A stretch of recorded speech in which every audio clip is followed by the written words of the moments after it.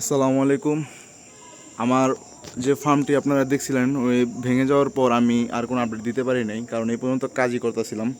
এই যে জায়গায় আমার তেরপাটা হয়েছে, নিচে 3টা ট্যাঙ্ক সেট আপ করা হয়েছে, ওদের একটা মেডিকেল ট্যাঙ্কের মতনই বলা যায় আর কি।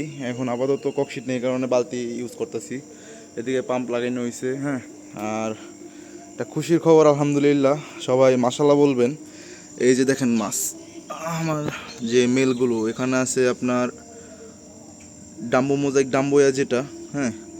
তারপর আমার এই যে রেড মেটাল লেসটা, এই যে আমার রেড মেটাল লেস, ঠিক আছে।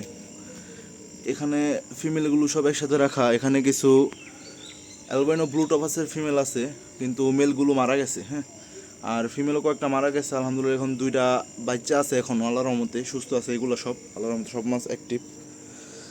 আর খুশির খবর যেটা, মাছগুলো বাচ্চা দিছে আল্লাহর রহমতে।